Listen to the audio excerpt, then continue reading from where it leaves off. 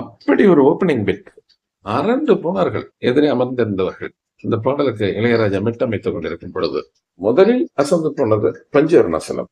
அவர்தான் இந்த பாடலுக்கான வரிகளை எழுதியது.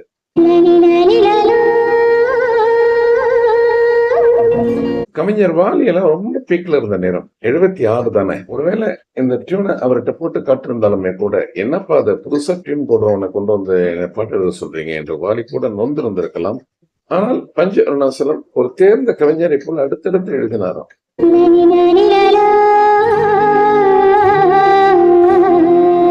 இன்னைக்கு இந்த பாட்டை நம்ம கேட்கும் பொழுது இது என்ன மோகனமா, சிவரஞ்சனியா, கல்யாணியா, என்ன ராகம், கரகரப்பிரியா மாதிரி தெரியுது என்றெல்லாம் நம்ம கேட்கலாம். ஆனால் இந்த பாட்டை அவர் மெட்டமைக்கும் பொழுது இளையராஜாவுக்கு இந்த ராகத்துல தான் மெட்டமைக்கிறோம் அப்படின்னு தெரியாதாம அவருக்கு.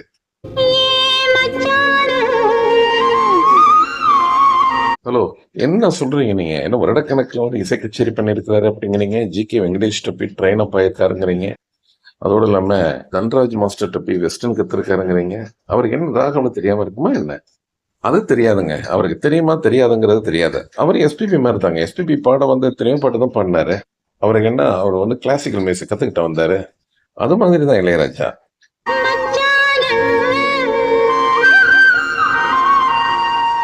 அட என்னங்க ராகம் அது இதுன்னுகிட்டு ஒரு மிளகாய் கிடைக்கிறது மாதிரி ஒரு முக்கியமான சமாச்சாரம் அந்த பாட்டை பத்தி ஏதாவது இருக்கா? அதை சொல்லுங்க முதல்ல.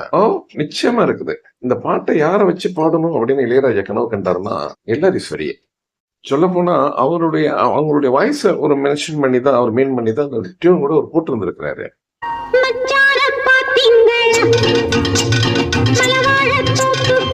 என்னது, எல்லாரீஸ்வரி இந்த பாட்டை பாடலையா? ஹலோ, என்ன கிண்டலா? குரலை கேட்டா தெரியலையா? எஸ் ஜானகி தான் இந்த பாட்டை பாடுறாங்கன்னு தெரியும். உலகத்துக்கே தெரியுமே. இது என்னது? இது என்னங்க? அது நீங்க தானங்க சொன்னீங்க அப்ப நம்ம எல்லாரீஸ்வரிய மைண்ட்ல வச்சுக்கிட்டே இந்த பாட்டை டியூன் பண்ணாரு இளையராஜா அப்படின்னு. ஏன் சம்மந்தம் இல்லாம எல்லாரீஸ்வரியை பத்தி நீங்க சொல்லணும்? சரி வா, ஓப்பனாவா பேசிடுவோம் நம்ம. இது ஆக்சுவலா இந்த பாட்டை டியூன் பண்ணும் பொழுது எல்லாரீஸ்வரி மெயின் பண்ணி தான் இதை டியூன் பண்ணாருன்னு சொன்னேன். உண்மை அது. ஏன்னா அவருக்கு வந்து அவருடைய இளையராஜாவுடைய கனவு என்னன்னு கேட்டீங்கன்னா, தன்னுடைய முதல் பாடலை எல்லாரீஸ்வரி பாட வேண்டும் என்பதை. அவங்களும் அதாவது எல்லாரீஸ்வரியும் ரெக்கார்டிங் தியேட்டர் வரைக்கும் வந்திருக்கிறாங்களாம், பாக்குறாங்க, டியூனை கேட்கறாங்க. நல்லா இருக்கு, நல்லா இல்லை அப்படின்லாம் சொல்ல. ஏன்னா அந்த அளவுக்கு அவங்க வந்து ஒரு நல்ல குரல் வளம் படைத்த மிகச்சிறந்த பாடகி தானே ஒழிய ஒரு பிராட் மைண்டட் பர்சன்லாம் கிடையாதான் எல்லாரீஸ்வரி. ஆமா, ரொம்ப கோவம் வருமாம். ரொம்ப ஜூனியர் ஆர்டிஸ்ட், அது சினிமா நடிக்கும் பொழுது கூட ஜூனியர் ஆர்டிஸ்ட் எல்லாம் பார்த்து வாடா போடா அப்படின்லாம் கூப்பிடுவாங்களாம். அது மாதிரி இது புதுசா டியூன் பண்ண வந்திருக்கிறாரு இளையராஜாங்கிற பார்த்தா இன்ஸ்ட்ருமெண்ட்ஸ் ஏதோ ஒரு 5-6 இன்ஸ்ட்ருமெண்ட்ஸ், தபலா இருக்குது, ஹார்மோனியம் இருக்கு, ஒரு கீபோர்ட் இருக்கு, ஒரு கிட்டார் இருக்குது, அப்புறம் கடைசிங்காரி மாதிரி ஒன்று வச்சிருக்காங்க, உடுக்கை இதெல்லாம் வச்சிருக்காங்க. வழியே ஒரு எஃபெக்ட் இவ்வளவுதான் இருக்குது அங்க.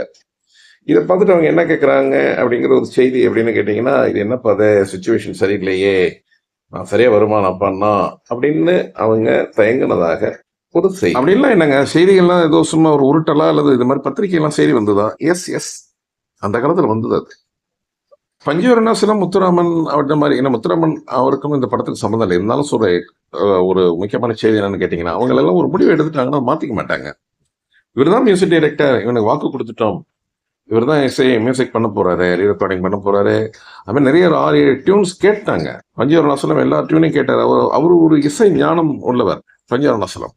அதனால இந்த பாடல்லாம் கேட்டிருக்கிறாரு. பாடல்லாம் நல்லா இருக்குது, ஏன் ஒரு புதுமையா இருக்க போது, ஒரு ஃபோக் கலந்து இருக்குது. அவன் ரொம்ப கட்டிலேயே தாளம் போட்டு அதில் என்னமே அந்த இன்ஸ்ட்ருமெண்ட்ஸ் எல்லாம் அவங்க இது வாசிச்சு காமிச்சிருக்காங்க. கிட்டார்லையும் வாசிச்சு காமிச்சிருக்கிறாங்க, அதுமாதிரி ஆரம்பத்திலும் வாசிச்சு காமிச்சிருக்காங்க. ரொம்ப பிடிச்சி போயிருக்குது. அதனால என்னப்பா, அவங்க எல்லாரும் சரி வரலன்னா ஒன்றும் பிரச்சனை இல்லை, நம்ம ஜானகியை வச்சு இந்த பாட்டு எடுத்துரும் அப்படின்னு எடுத்தது தான். இன்னும் சொல்லப்போனா இதில் இருக்கிற எல்லா பாட்டுமே ஜானகி தான் பண்ணாங்க அதில். அதனால இந்த பாடல் எல்லாரீஸ்வரிக்காக வடிவமைக்கப்பட்ட ஒரு மெட்டாக இருந்தாலும் ஜானகியை வச்சு பாட சொல்லுவோம். ஜானகி மட்டும் அந்த மாதிரி ஒரு ஸ்பீடி டைப்ல ஒரு பாட வைப்போம். இல்லை, அது ரெக்கார்டிங்ல பார்த்துக்கலாம். அது இருந்தாலும் பாடும் பொழுதும் அதை ஒரு ஸ்பீடி டைப்ல பாட வைக்கணும் அப்படி இப்படிலாம் அவங்க டிஸ்கஸ் பண்ணியிருக்கிறாங்களாம் அப்போ. அதனாலதான் இந்த பாடலை கேட்கும் பொழுது பாத்தீங்கன்னா ஒரு எல்லாரீஸ்வரி சாயல் இருக்கும். எஸ் ஜானகி பாடியிருந்தாலும்.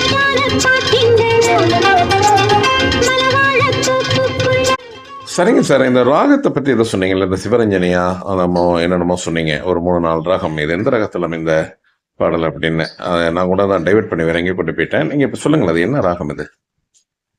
இது சினிமாவை பொறுத்த வரைக்கும், சினிமா பாடல்களை பொறுத்த வரைக்கும் இந்த ராகம், அந்த ராகம் அப்படின்லாம் நீங்க நம்மலாம் ஒரு நிர்ணயம் பண்ண முடியாது. ஏன்னா, இது வந்து சிவரஞ்சனியா இருக்கலாம், அல்லது கரகர பிரியாவா இருக்கலாம், அல்லது வந்து வேறு ராகமாக இருக்கலாம். இருப்பினும் இந்த நோட்ஸ் எல்லாம் பார்க்கும் பொழுது ஒரு நியரஸ்ட் ஒரு ஆல்மோஸ்ட் எது வருதுன்னு கேட்டீங்கன்னா, கரகர பிரியா தான் வரும் அது. ஏன்னா, நீங்க ஓப்பனிங்ல ஒரு கார்ட்ஸ் பண்றாங்க பார்த்தீங்களா? அது பார்த்தீங்கன்னா சி மேஜர், சி மைனர் 2மே இருக்கும். அது 2மே ஃபிக்ஸ் பண்ணி அதை எடுத்தது மாதிரி ஒரு 7th நோட்ஸ்லாம் சொல்லுவாங்க. அந்த சின்ன நிஷாந்தம், பெரிய நிஷாந்தம் 2யும் சேர்த்து பிடிக்கிறது. சமயத்துல சின்ன நீயை மட்டும் பிடிக்கிறது, சின்ன நிஷாந்தத்தை மட்டும் பிடிக்கிறது எல்லாம் இருக்கு இல்லையா? அந்த மாதிரி இதுல என்ன செஞ்சிருக்காங்க, முதல்ல கிட்டார்ல வந்து சி மேஜரை காமிச்சு, கீபோர்டில் அதாவது ஹார்மோனியத்தில் வந்து சி மைனர் கூட காமிச்சு கூட செஞ்சிருக்கலாம். 2 கலந்து இருக்கும் அந்த கார்ட்ஸ். அதுலேயே ஒரு ஒரு அவர் ஒரு வித்தியாசத்தை காமிச்சிருப்பாருங்க. இசைஞானி அப்படிங்கிறவர் பிற்காலத்தில் தான் அந்த பேர்லாம் வந்தது. ஆனால் அந்த முதல் பாட்டில் அந்த கார்ட்ஸ்லேயே தெரியும் அவருடைய அந்த டேலண்ட். இங்க பாருங்க, நான் என்னமோ கேட்கும் பொழுது நீங்க வளவலன்னு சொல்லக்கூடாது. இது என்ன ராகம், கிளியர் கட்டா சொல்லுங்க. என்ன ராகத்துல இருக்கு அப்படின்னு சொல்லுங்கங்க. சாரி பிரதர், இந்த ராகத்துல தான் அமைஞ்சதுன்னு நிச்சயமா என்னால கூற முடியாது, மன்னிக்கணும். இது வந்து கரகர பிரியாவை நெருங்கி வந்திருக்குங்கிறது. ஏன்னா நிறைய நம்ம நேர்கள்லாம் பார்த்துட்டு இருக்காங்கல்ல, அவங்க வந்து நோட் இதுல சொல்லுவாங்க, கமெண்ட்ஸ் சொல்லுவாங்க பாரு, என்ன ராகம் நம்மை விட உன்னையும் என்னையும் விட இசை தெரிந்த நேயர்கள், நம்ம நேயர்கள்லாம் அவங்களுக்கு தெரியும் என்ன ராகத்துல இருக்கு, எந்த ராகத்துல இருந்தது அப்படின்னு. அந்த மேஜர் மைனர் மாறி மாறி வருதும் அப்படின்னு சொல்றதை மட்டும் நீ புரிஞ்சிக்க மாட்டேன்னு. ஒரு பாடல் மேஜருக்கு போகும், மைனருக்கு வரும். இதுல என்ன நிறைய வேடிக்கைகள்லாம் இருக்குப்பா. நீங்க பாருங்க, இன்டர்வல் பீட்லாம் உங்களுக்கு ஷார்ட்டா இருக்கும். பாத்தீங்கன்னா உடனே சரணம் ஆரம்பிச்சிருவாங்க. சரணத்தை பாத்தீங்கன்னா ஷார்ட்டா இருக்கும். இதெல்லாம் வந்து ஒரு வரமுறைக்கு உட்பட்டு இல்லாத போல தெரியும். ஆனா அவர் டியூன் கட்டும் போது அப்படி கட்டியிருக்கிறார் இளையராஜா. அதுக்கு என்ன செய்ய முடியும்?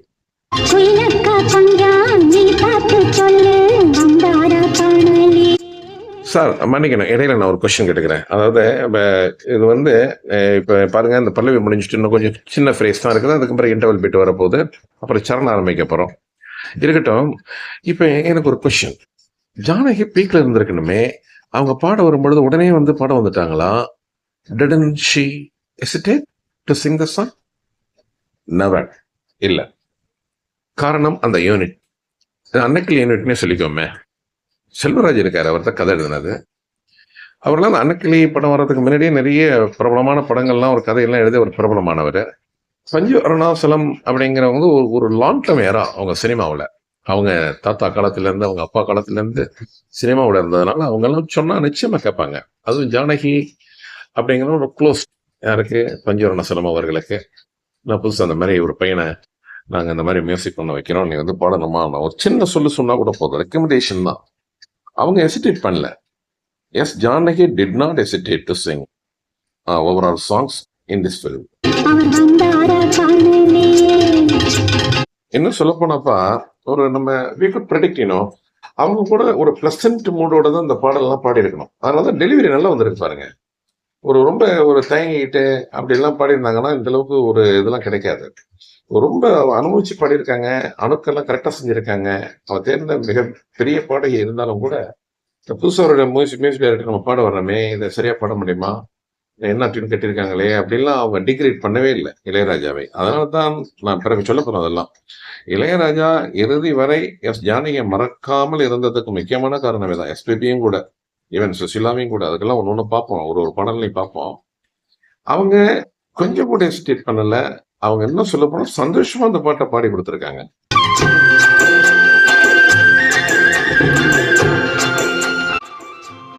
தம்பி, நான் முதல்ல சொன்ன இடம் இதுதான். இந்த பாருங்க, அவ்வளவுதான். ஒரு ஃப்ளூட், வயலின் இன்ஸ்ட்ருமெண்ட் சொல்லணும் அப்படிங்கிறதுக்காக சொல்ல, ஃப்ளூட், வயலின் ரெண்டும் தான். ஒரு சின்ன ஒரு பீரியட் பாருங்க, ஒரு ரொம்ப ஷார்ட் டைம், அவ்வளவுதான் இன்டர்வல் பிட். அதுக்கப்புறம் நேரம் சரணம் போயிடுது பாருங்க அந்த பாட்டை.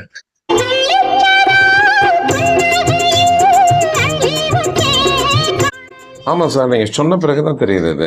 அவ்வளவுதான், சரணத்திலும் கொஞ்சோண்டு இருக்கிற மாதிரி தெரியுது அது. ஏன்னா ஒரு திசர நடையில உள்ள பாட்டு அது. 12, 24, 36, ஒரு அட்லீஸ்ட் 24 கவுண்டிங்ல வந்து அதுக்கப்புறம் ஒரு இன்டர்வல் ஃப்ரேஸை முடிச்சுட்டு அப்புறம் தானே ஒரு பல்லவி வர்றது மாதிரிலாம் ஒரு மேத்தமேட்டிக்ஸ் கணக்கு அப்படி தானேங்க இருக்கும். இது சின்னதாக முடிச்சு, ஒரு 12க்குள்ளேயே முடிச்சிட்ட மாதிரி தெரியுதா? அதைத்தான் தம்பி நான் சொல்றேன். இது ஒரு புதுமை அப்படின்னு எடுத்துக்க. ஏன்னா இது வரைக்கும் அந்த பாடங்கள்லாம் அப்படிதான் இருக்கும். நீ சொல்ற மாதிரி ஒரு பல்லவி, அதுக்கப்புறம் பார்த்தீங்கன்னா அந்த சரணத்துக்கு இடையில வந்து ஒரு லாங்கா ஒரு ஃப்ரேஸ் வரும். அதுக்கப்புறம் அப்படி சின்னொண்டு தான் ஒரு புதுமை பண்ணியிருக்கிறாரு இளையராஜா. உனக்கும் எனக்கும் தெரிஞ்சது இளையராஜாவுக்கு தெரியாம இருக்கும் ஏங்க. அவர் எத்தனையோ ட்ரைண்ட் அப் பண்ணிட்டு வந்திருக்கிறாரு, எத்தனையோ இசை கச்சேரிகள்லாம் பண்ணியிருக்கிறாரு, போயிருக்கிறாரு, வந்திருக்கிறாரு. அவர் ஒரு டியூன் வேற கட்டுறாரு, அதுவும் ஒரு டெபியூட் ஃபிலிம் வேற. அதுல எப்படி தப்பா பண்ணுவார் அவரு? அதுல ஏதோ இது ஒரு இப்படி வித்தியாசமா இருக்கட்டும், சில ஃபோக் சாங்லாம் அப்படிதான் இருக்கும், அதையெல்லாம் கேட்க மாட்டீங்க. இதுல மட்டும் அது என்னது? என்னங்க அது சார்? வெறும் 4 வேர்ட்ஸ் தான் சார் இருக்குது. வெள்ளிச்சரம் புன்னகையில் அள்ளி வச்ச நான் காணலையே, அதை நான் அள்ளி வச்ச காணலையே ரிப்பீட் ஆகுது, அவ்வளவுதான். ஆக மொத்தம் 4 வேர்டை போட்டு ஒரு சின்ன சரணம். What a beautiful. என்னது ஒரு ரூல் படி இந்த பாட்டு இல்லையே அப்படின்னு யாரும் அவர் கவிஞர்கள் மற்ற கவிஞர்கள் ஏதோ கமெண்ட் கொடுத்தாங்களா சார்? இதை ஏன் கொடுக்கணும்னு, எதுக்கு? பட்டி தொட்டி அத்தனை இடங்களில் ஒழித்தது அந்த பாடல். இப்போ அவங்க மக்கள் என்ன ரசிக்கிறாங்களோ அதுதானப்பா, அவர் ட்ரெண்ட் அதான். அவங்க அதை ரசிச்சிருக்கிறாங்க, எல்லா இடத்துலயும் இந்த பாடல் ஓடுது. அப்புறம் ஏன் மற்ற கிரிட்டிசைஸ் பண்றதுக்கு வேலையே கிடையாது. அது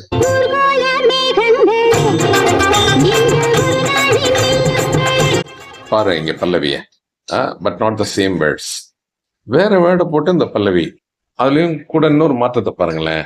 அது ரிதம் செக்ஷனை பாரு, நல்லா தவறு அது மாதிரி ப்ளோயிங் செக்ஷனு அதெல்லாம் போயிட்டு ஒரு டப்பா கொத்து அப்படிம்பாங்க இல்லையா, ஃபோக் சாங்ல என்ன அழகா அடுத்த பல்லவி இது. ஏன்னா மக்கள் ட்ரெண்டிங் ரசிச்சாங்க அப்படிங்கிறதுக்கு என்னன்னு கேட்டீங்கன்னா, ஏதாவது வினயம் பண்ணி ஏதாவது மாற்றத்தை செய்யணும், அது கேட்கும்படியா இருக்கணும். மக்கள் கேட்கும்படியாக எதை பண்ணாலும் அது நல்லா இருக்கும் அப்படிங்கிற ஒரு தியரி. ஆனா மேஜர் மிஸ்டேக் எதுவும் செஞ்சிடக்கூடாது. அவ்வளவு அழகா செஞ்சிருக்காரு பாருங்க, எந்த மிஸ்டேக்கும் பண்ணாம ரொம்ப சூப்பர்பா பண்ணிருக்காரு பாருங்க.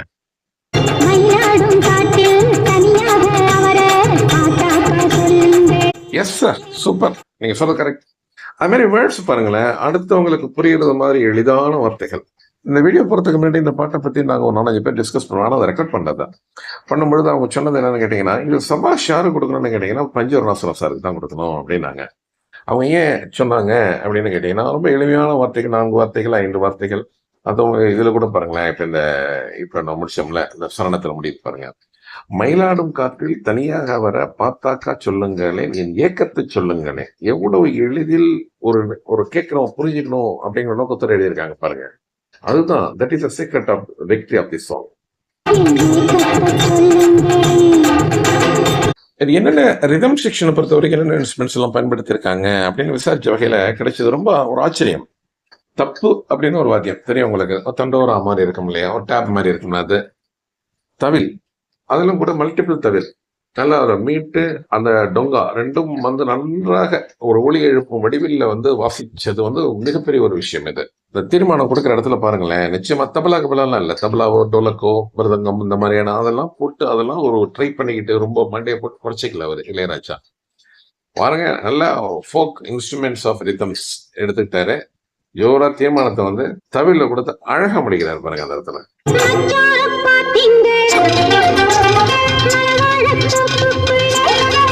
அடுத்து பாத்தீங்கன்னா பல்லவி ரிப்பீட் ஆகும் பொழுது அந்த 2 வேர்ட்ஸும் அந்த மயிலக்கா கொஞ்சம்லாம் வரையே வராது. மச்சான பாத்தீங்கன்னா மலவாழ தொப்புக்குள்ள, அவ்வளவுதான் 2 வேர்ட்ஸ். அந்த மயிலக்கா கொஞ்சம், ஆனா குயிலக்கா கொஞ்சம்லாம் வரையே வராது. ஒரு அனுபவி மாதிரி ஒரு நீட்டி முழைக்கு, ஒருவேளை சாங்கினுடைய பீரியடை ஷார்டன் பண்ணணும் அப்படிங்கிறதுக்காக பண்ணாங்களான்னு தெரியல. இல்லை அப்படிதான் இந்த மட்டியும் இப்படி இருந்தா தான் நல்லா இருக்கும் அப்படிங்க கூட செஞ்சுட்டு இருக்கலாம் அவங்க. சார் இன்னொரு டவுட் சார், எனக்கு நீங்க சொல்றதுல நம்ம ரொம்ப இன்டெலெக்சுவலா இருக்குது, நான் ஒரு பாமரனுக்கு புரியுற மாதிரி நீங்க சொல்லுங்களேன். இந்த ஃபர்ஸ்ட்ல அந்த சாங் ஆரம்பிக்கும் பொழுது இந்த மச்சான பாத்தீங்களா அப்படின்னு ஒரு ரித்தம் செக்ஷன் ஏதோ ஓடுது இல்ல, அது என்னமோ ஒரு வாழை மட்டையை வச்சுக்கிட்டு ஏதோ அடிச்சாங்க அப்படின்னு சொல்றாங்களா, அது உண்மை? அதெல்லாம் பிரதர், அதெல்லாம் ரெக்கார்டிங்ல நடக்கிற சீக்ரெட்ஸ்.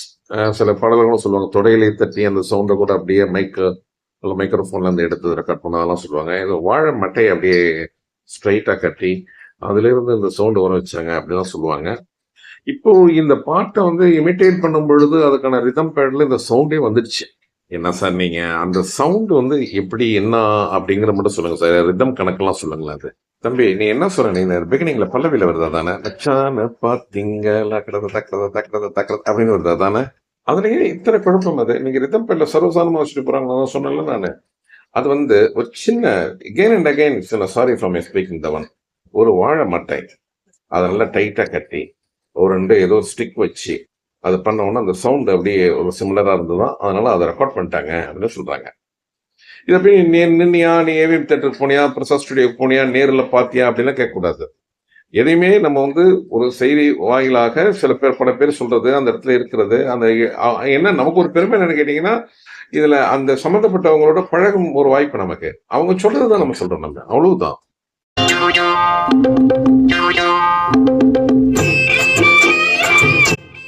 சார் ஒரு சின்ன டவுட். இப்ப இந்த ஒரு சவுண்ட் வந்ததுல, அந்த மோர்சிங் அப்படின்னு சொல்லுவாங்களே, அந்த வாத்தியம் தானே அது? சத்தியமா மோர்சிங் தான் அது. இந்த மோர்சிங் மாதிரி சவுண்ட் கொடுக்கறதுக்கு இன்னைக்கு இருக்கிற கீபோர்ட்ஸ்ல எல்லாம் சவுண்ட் வந்துருச்சு. இப்ப கார்டுலாம் பாத்தீங்கன்னா மோர்சிங்கா வாசிக்கலாம் நீங்க. அன்னைக்கு அப்படின்னா மேனுவலா வாசிக்கணும். ஒன்னே தெரியுதுங்க, கடமைக்கு ஒப்பேத்தல, ஏதோ ஒரு டியூன், ஏதோ ஒரு இன்ஸ்ட்ருமெண்ட்ஸ் போட்டு அவங்கள ஒரு திருப்திப்படுத்திடுவோம் அப்படின்லாம் செய்யல அவரு. இவ்வளவு செஞ்சிருக்கிறாரு. இதெல்லாம் இந்த மோர்சிங் எல்லாம் ஏற்கனவே சில சங்கீத பாடல்களை தான் வரும். ஃபோக் சாங்ல போய் மோர்சிங் கொடுக்குறாந்தா எப்படி எப்படி ஒரு வித்தியாசமா இருக்கும்ல. என்னமோ சொல்லுவாங்களே, நல்ல வெஜிடேரியன்ல வந்து ஒரு ஃப்ரைட் ஃபிஷ்ஷை வச்சு சாப்பிட்டா அப்படி இருக்குமோ, அது மாதிரி ஒரு கான்ட்ராஸ்ட் ஏதாவது தரணும் அப்படிங்கிற ஒரு வித்தியாசமான சிந்தனை அன்றே இளையராஜாவிடம் இருந்திருக்கின்றது என்பதற்கு உதாரணம் சார். என்ன நீங்க கதை ஓடுறீங்க? நாங்கள் சிஆர் சுப்பிரமணியன் காலத்திலிருந்து, ஒரு ஜி ராமநாதன் காலத்திலிருந்து, கேவி மகாதேவன் காலத்திலிருந்து கேட்டிருக்கோம். டிஜி லிங்கப்பெல்லாம் எத்தனை இடத்துல மோர்சிங் வாசிச்சிருக்கா தெரியுமா? இது என்னமோ அதிசயமா இளையராஜா அந்த இடத்துல வந்து மோர்சிங்லாம் வந்து சினிமா இசையில புகுத்தினார் அப்படிங்கிற மாதிரி நீங்க சொல்றீங்க. தம்பி கொஞ்சம் அடக்கி வாசிப்பா. அதெல்லாம் கிளாசிக்கல். இன்னும் சொல்ல போனா ஜி ராமநாதனுடைய மியூசிக் எல்லாம் பாத்தீங்கன்னா கம்ப்ளீட் கிளாசிக்கல், ஒரு 95% கிளாசிக்கலா தான் இருக்கும். ஆமா, இது என்னங்க இது ஃபோக் சாங், 100% ஃபோக் சாங், இதுல போய் மோர்சிங் கொடுக்குறாருன்னா அதுக்காக சொல்ல வந்தா நீ என்ன மோர்சிங் இளையராஜா தான் கண்டுபிடிச்சு இந்த பாட்டுல தான் ஒரு இன்செர்ட் பண்ணாருன்னு நான் சொன்னது மாதிரி நினைச்சுக்கிறேன். அந்த சோலோ வயலினை பாத்தியா? அந்த வயலின் எப்படி இந்த கொட்டாங்கச்சி வயலின்னு சொல்லுவாங்கல்ல, அந்த மாதிரி இருக்கு. ஒருவேளை கொட்டாங்கச்சி வயலின் தான் வாசிச்சாரான்னு தெரியல. அப்படி கூட அந்த ஃபினிஷிங் எந்த இடத்துல கொடுக்குறாரு பாருங்க. சார் கோச்சிக்காரீங்க, சும்மா ஒரு ஜாலியா கேட்டேன் சார். அது இருக்கட்டும். இப்போ ஒரு கிட்டார் பீஸ் வாசிச்சாங்கல்ல, இது வந்து கங்கை அமரன் வாசிச்சது தானே? நான் நேரில் பார்த்தேன்னா என்ன, என்னமோ நான் நேரில் உட்காந்து ரெக்கார்டிங் பார்த்தது மாதிரில கேட்கிறேன் நீ. ஆனால் 99% இது வந்து அவரு தான் வாசிச்சிருக்கணும். ஏன்னா இப்போ கேட்கிறோம் இல்லையா, இன்னைக்கு நம்ம இசையில அவருடைய அந்த லாபகங்கள்லாம் எப்படி இருக்கு அப்படின்னு பார்க்கும்பொழுது அவருடைய பீட்டு தான் அது. புல்புல் தாராவா ரெண்டும் கலந்து கூட வாசிச்சிருக்கலாம். புல்புல் தாராவையும் கிட்டாரையும் சேர்ந்து வாசிச்சிருக்கணும். அப்பதான் இந்த சவுண்ட் கிடைக்கும்.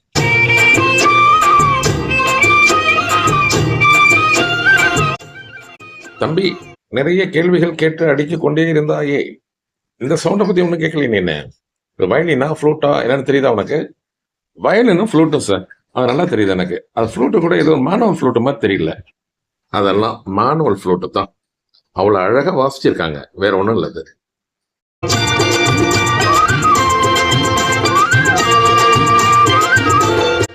Sir கொண்டுட்டாரு sir. இந்த இடம் ரொம்ப அட்டகாசமா கொண்டாந்து ஒரு தீர்மானம் கொடுக்குறாரு சார்.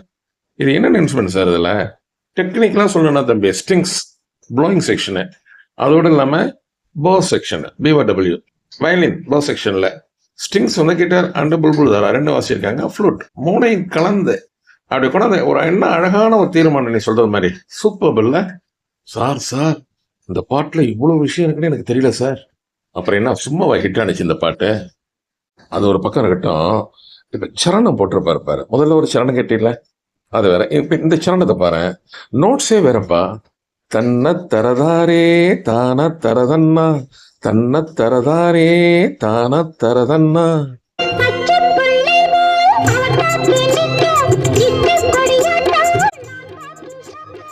தட் இஸ் இளையராஜா அப்படின்னு சொல்ல தோணுது இல்ல? எனக்கு சொல்ல தோணுது. தம்பி உனக்கு சொல்ல தோணுதா இல்லையா? உண்மையை சொல்லு. சத்தியமா சார், உண்மையிலேயே பிரமாதம் சார். அதிலும் அந்த சொக்க அப்படின்னு தனியா கேட்கும் பொழுது ஒரு மைனர்ல போய் நிக்குது பாருங்க.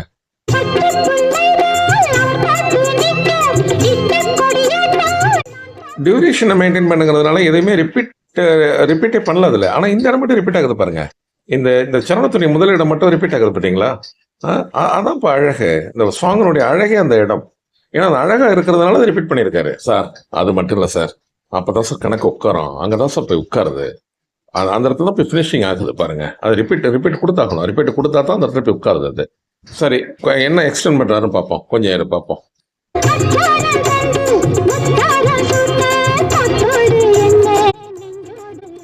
சார் உண்மையான சரணமே அதுதான் சார். நீங்க முதல்ல அந்த அனுபவம் வேணா சேர்த்து நீங்க சரணம் அப்படின்னு சொல்லிட்டீங்களோ எனக்கு டவுட் வருது எனக்கு.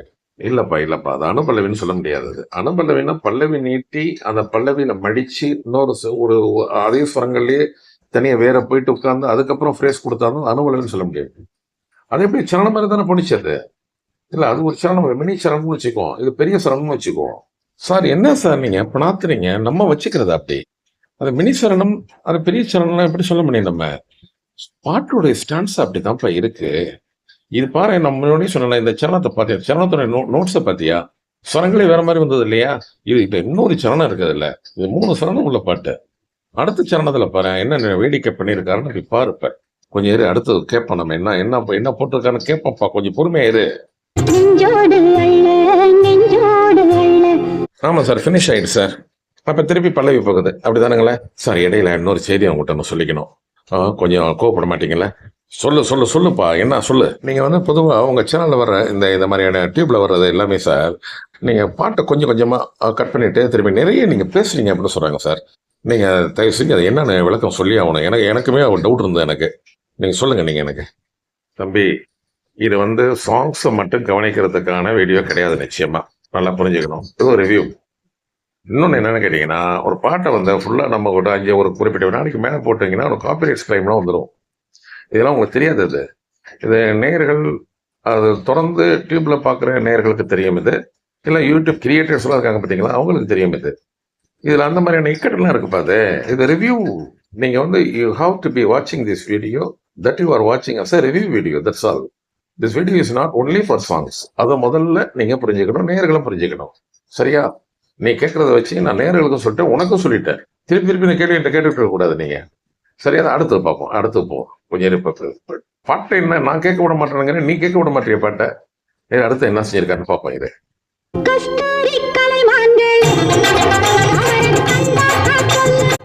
தம்பி கேட்டியா? அதை இப்ப நீ யாரை பாராட்டுவானே?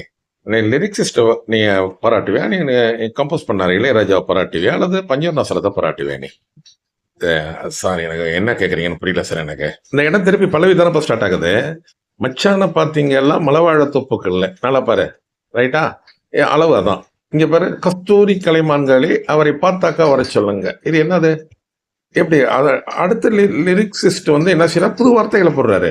இது இளையராஜா சொன்னாரா இல்லை வந்து இவரு லிரிக்ஸிஸ்ட் பஞ்சவர்ணாசலமே புதுசாக அந்த வேர்டை போடுவோம் அப்படின்னு செஞ்சாரா அப்படிங்கிறது தெரியல. பட் பாட்டுக்கு ஒரு முத்தாய்ப்பாக அமைந்து போனது இந்த இடம்.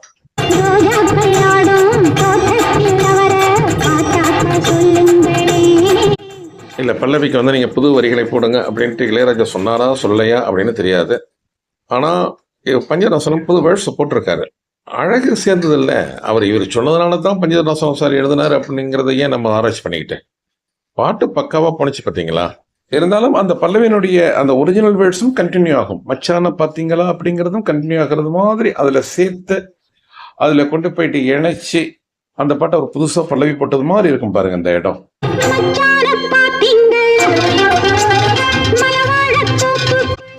ஆமாம் சார், நீங்கள் சொல்கிறது கரெக்டு தான். அந்த பல்லவியினுடைய ஒரிஜினல் வேர்ட்ஸ் வருது சார். இன்னொன்று சார், இதில் எல்லாமே பேசிட்டு வரோம் நம்ம. இதில் இந்த ஸ்க்ரீனில் நடிக்கிறாங்களே சுஜாதா மேடம், அவங்கள பற்றியும் தேங்காய் சீனிவாசன் தானே அது யாரு? சிவகுமார்ல ஹீரோன்னு சொன்னாங்க. தேங்காய் சீனிவாசன் வர்றதுல அதை பற்றி நம்ம விவரிக்கணும்னா நம்ம இதுக்கு போகணும், கதைக்கு போகணும். கதைக்களத்துக்கு போனால் தான் தெரியும். அது தேங்காய் சீனிவாசன் ஒரு மைனர், அதை வண்டியை வச்சுக்கிட்டு எந்த வண்டியை வச்சுட்டு அப்படி அலையிறாரு பாருங்க. அப்படி பார்க்கும்போது சுஜாதா ஹீரோயின் இந்த பாட்டை பாடுறாங்க.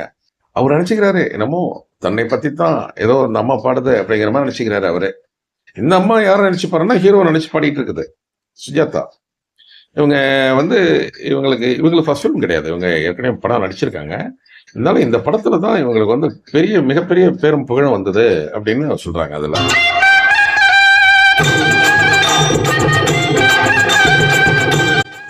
பொதுவாக பழைய பாடல்கள்லாம் பார்த்தீங்கன்னா பல்லவி முடிஞ்சு சரணம் தொடரும் பொழுது ஒவ்வொரு சரணம், முதல் சரணம், 2ஆம் சரணம், 3ஆம் சரணம் வரும் பொழுது அந்த இன்டர்வல் ஃப்ரேஸ் வந்து குடும்பம் வரைக்கும் அந்த ஃபர்ஸ்ட்ல வாசிச்சதே அடுத்தது வாசிப்பாங்க. அப்புறம் ஒவ்வொரு இன்டர்வலுக்கும் ஒவ்வொரு நோட்ஸ் வாசிப்பாங்க. இதுல இளையராஜா முதல் படத்திலேயே இந்த பாடல்ல ஒவ்வொரு சரணத்துக்கும் ஒவ்வொரு ஃப்ரேஸ் வாசிச்சிருப்பார் அந்த இன்டர்வல் பிட். இப்ப பாருங்க, இதுல முதல்ல பாத்தீங்கன்னா நீங்க அந்த வயலின், ஃப்ளூட், அந்த ஸ்ட்ரிங்ஸ் சேர்த்திருப்பாரு. இங்க பாருங்க கம்ப்ளீட்டா ப்ளோயிங் செக்ஷன். ஷெனாயா அல்லது வந்து அது கிளார்னட்டா கண்டுபிடிக்க முடியாத அளவுக்கு உள்ள ஒரு வாசிச்சிருப்பாரு. நிச்சயமா நாதஸ்வரம் இல்லை, ஷெனாய் தான் அது. பாருங்களேன்.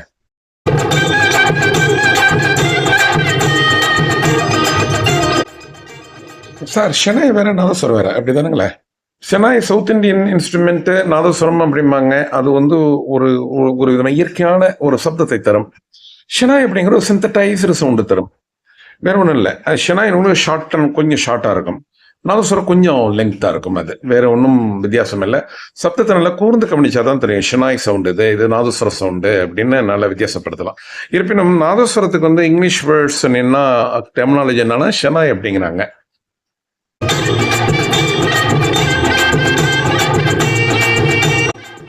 குறிப்பாக இந்த பாட்டு தான் இந்த படத்தை ஓட வச்சுது அப்படின்னு சொல்றாங்களா? அது உண்மையா சார்? அது எஸ், பட் நாட் எக்ஸாக்ட் அப்படின்னு தான் சொல்லணுதுக்கு பதில்.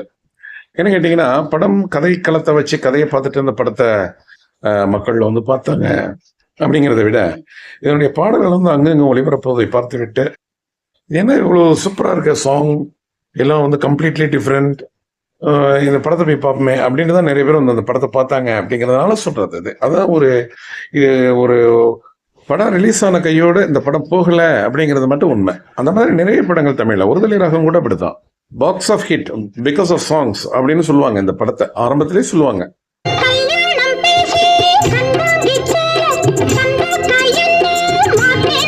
சார் ஒண்ணு சார், இந்த பாட்டு வந்து சரணத்தினுடைய நோட்ஸ் ரொம்ப பிரமாதம் சார். என்ன கேட்டா இந்த பாட்டு வந்து தூக்கி நிறுத்தின இந்த சரணத்தின் நோட்ஸ் தான் சார். எப்படி சொன்னீங்கல்ல, தத்தா தர தாரா தாரா தர தந்தா, அதே சொல்லலாம் சார். அப்படி இல்லை தம்பி, ஒரு பாட்டு ஹிட் ஆகணும் அப்படின்னா அது வந்து சரணம் பல்லவி அப்படி இப்படி இல்லை, எல்லாமே ஒரு சேர நல்லா இருக்கணும், லிரிக்ஸும் நல்லா இருக்கணும். மொத்தத்தில் இந்த பாடல் வரிகள் வந்து ரொம்ப யதார்த்தமா, ரொம்ப ஈஸியா புரியும் வண்ணம், ரொம்ப எளிமையான வார்த்தைகள் பயன்படுத்த ரொம்ப ரொம்ப முக்கியமான காரணம். அதனால ஹிட் அடிச்சு ஒரு புறம். டியூன் சொல்லவே வேண்டியில்லை, எந்த மாற்று கருத்தும் இல்லை. அந்த டியூனை வந்து வாசிக்கிற விதம் எப்படி பாடல் நல்லா இருக்கு அப்படிங்கிறத விட பாடுற இந்த பாவம் இருக்குல்ல, சிங்கரோட பாவம், அதுவே பாட்டை தூக்கி நிறுத்தும். அதனுடைய ஜானகியினுடைய பாவம். ஸோ ஜானகியோட பாவம் பாடின பாவம், அதுமாரி லிரிக்ஸ், அதுமாரி டியூன், அதுமாரி இன்ஸ்ட்ருமெண்ட்ஸ் வாசிச்சதனுடைய விதங்கள் எல்லாமே தூக்கி அப்படி நிறுத்தி இருக்கிறது இந்த பாடலை என்று சொல்ல வேண்டும்.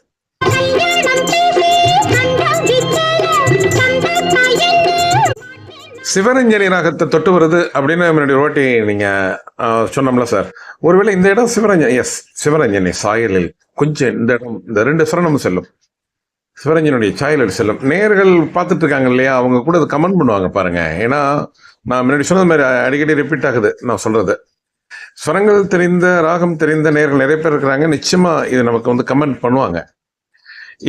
இந்த இடம் வந்து சிவரஞ்சனுடைய சாயல் வரும், இந்த சரணம் இந்த மாறும் பொழுது அப்படி போகுது. இந்த பாடலை பத்தி நிறைய செய்திகள் சொல்லிக் கொண்டே இருக்கலாம். இதுல முக்கியமான ஒரு செய்தியை நம்ம விட்டுட்டோம் தம்பி, இந்த சாங்கை பத்தி சொல்லும் பொழுது. இருங்க கொஞ்சம் சொல்றேன் நான், இருங்க.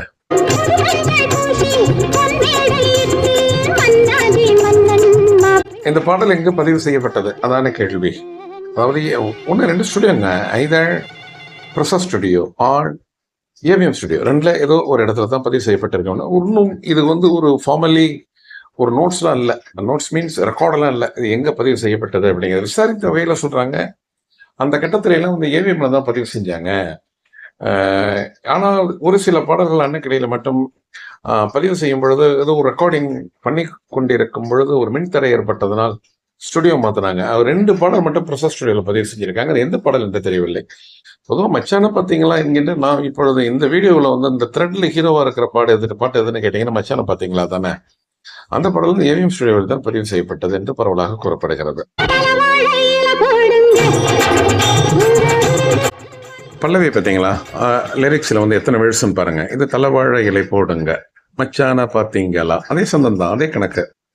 ஆக 3 எத்தனை முறை அந்த பல்லவி ஆரம்பிக்கின்றதோ அத்தனைக்கும் வெவ்வேறு லிரிக்ஸ், அதாவது வேர்ட்ஸ். அதுதான் சிறப்பு.